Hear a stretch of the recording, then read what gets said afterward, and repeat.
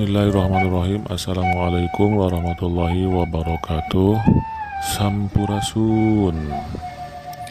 Haturan kasadayana wilujeng wengi, wilujeng patepang deui sareng musim kuring. Masih di Bale Hideng Channel. Alhamdulillah orang sabadana dina dinten tadi siang ngajalankan ibadah saum anu ka-20 panginten enjing urang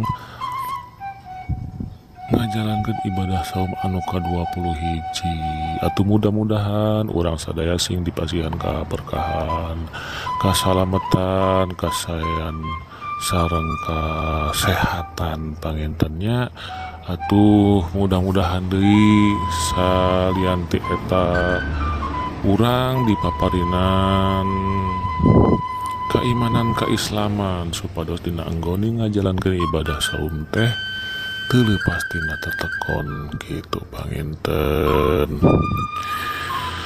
Atuh bilih jangkolong kana waktos dina wengi ieu simkuring bade nyandak hiji judul dongeng wargi kaum dangu sadaya. Dongeng anu barisku abdi ditakeun dina wengi ieu nyaeta judulna Aji Saka.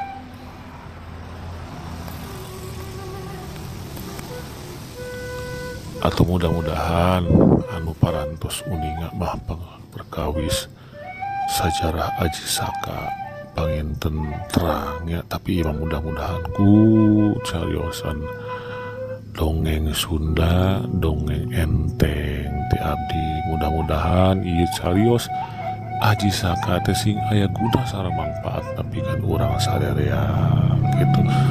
Sumangga bilih nyangkolong kana waktos mangga wilujeng ngadangukeun.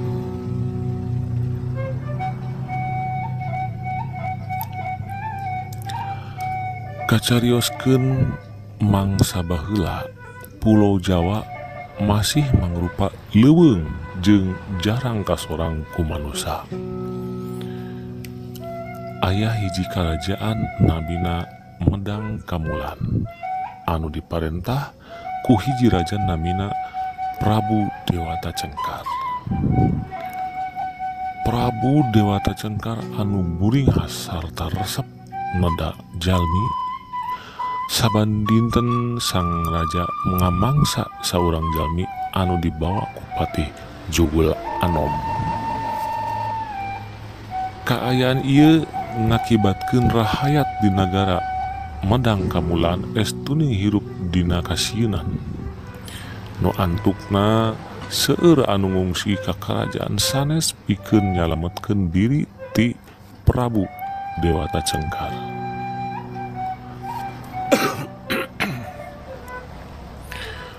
Di hiji lembur Medang kacarioskeun aya saurang nonoman namina Aji Saka anu sakti.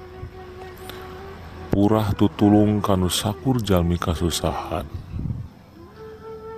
Hiji dinten Aji Saka junun nulungan saurang aki-aki anu nuju dianiaya ku dua begal.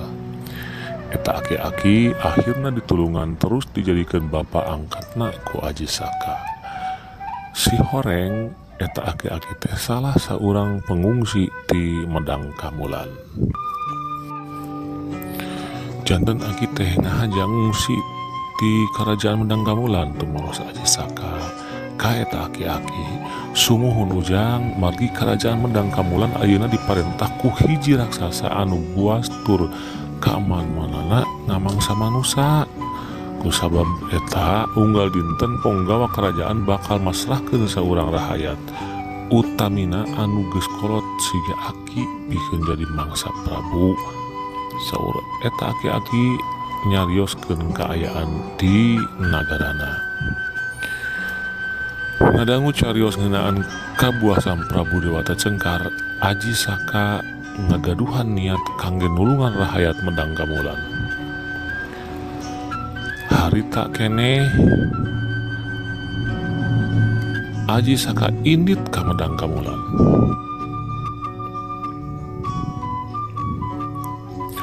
Barang nepi nepi ka medang gamulan Aji Saka yang harapan sagala rintangan jeung halangan ti Ponggawa Prabu Dewata Cengkara anu mangrupa-rupa siluman jeung jurig nyeriwuri nu aya di sakuring bungking leuweung anu kalangkungan. Nepi ka tarung salamina 7 wengi jeung jurig siluman leuweung anu diliwatanana kulantaran Aji Saka nampik pikeun dijadikeun budak ku jurig leuweung. Aji Saka anu sakti mandraguna akhirnya bisa ngelehkeun sakabeh jurig leuweung nepi ka eta jurig diusir jauh ti eta leuweung. Santos tarung Aji Saka naraskeun lalampahanana pikeun nepangan Prabu Dewata Cengkar di istanana. Aji Saka nepi ka harita di kerajaan Pamulan anu sepi di karaton Prabu Dewata Cengkar nuju ngamuk. Kumargi Patih Jugul Anom untuk hendak korban pikeun kadaharan sang Prabu. Ningali kitu Aji Saka anu pinuh ku kawenang ku wawanan langsung nyanghareupan sang Prabu. Sampurasun sang Prabu, saur Aji Saka bari nyembah ka sang Prabu. Rampes saha andika rupana anu kasep ngalempereng koneng mata lapar ya ti koro aing. Ceuk Dewata Cengkar ningali Aji Saka anu ngamuk ngaradak eureun. Ti korona ngaradak lapar ningali Aji Saka anu dihareupeunana. Ampun sang Prabu, sumangga abdi pasrah sumerah diri bade dikumahakeun, saur Aji Saka. Bener andika geus siap jadi kadaharan gola. Manusia Prabu Dewata Cengkar bari niat rek newak awak Aji Saka. Aji Saka nyingcat bari pok sabar sang Prabu. Abdi kersa janten mangsa sang Prabu tapi nyuhunkeun syarat. Syarat naon wae anu dipikahayangku andika bakal dikabulkeun ku kaula. Saur Prabu Dewata Cengkara anu tos teu kiat nahan lapar ningali Aji Saka teh. Aji Saka muka sorban anu dipakena terus saurna syaratna simkuring nyuhunkeun imbalan tanah kerajaan salega ieu sorban sang Prabu. Tanah kerajaan salega eta sorban anu sagede kutil eta teu masalah kukula pasti dikabulkeun. Prabu Dewata Cengkarnya kakak seri nepir ka dunia asa gempa bumi. Ampun sang Prabu, upami kitu sang memeh simkuring ninggalkeun ieu dunya janten mangsa sang Prabu, simkuring nuhunkeun sang Prabu nedunan syarat simkuring kangge ngukur tanah salega ieu sorban. Pamitos diukur tur diwatesan sumangga simkuring nyanggakeun sadaya ka sang Prabu. Ucap Aji Saka deui, hayu ayeuna keneh ku kaula diukurkeun. Sang Prabu bari nyandak sorban Aji Saka pikeun ngukur tanah kerajaan. Barang berai sorban dibuka diamparkeun ka ngukur tanah kerajaan eta sorban terus manjangan. Teu eureun-eureun nepi ka panjangna eta sorban ngaleuwihan tanah kerajaan Medang Kamulan. Prabu Dewata Cengkar kontan ngamuk kulantaran ngukur tanah teu nepi-nepi.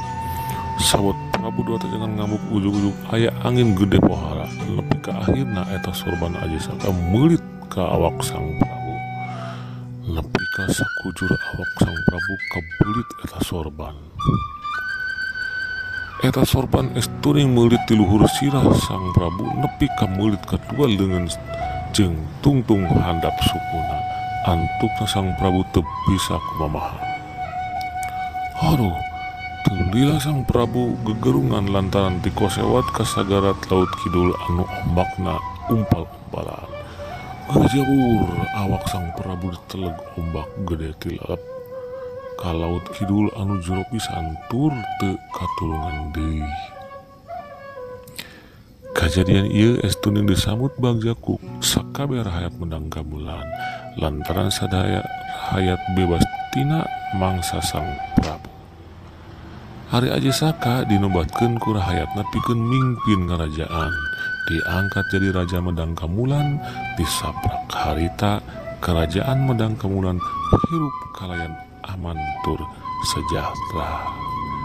Tah hurupina dongeng judul Aji Saka ieu dicukupkeun duwi ka dieu wae. Aya anu ku urang bisa dipake contoh dina kahirupan sapopoe kumaha nu namina Aji Saka sepak terjangna, kumaha kalakuan Aji Saka anu sok sering nulung kanu butuh nalangkan nu susah. Tah eta meureun picontoeun hade atau perkawis perang perkawis Sang Prabu Dewata Cangkar eta salah sahiji dina kahirupan urang anu kudu dijauhan. Panginten kitu sadayana, hapunten bilih aya kakirangan maklum namina abdi masih kena belajar, masih kena diajar dina urusan dongeng teh.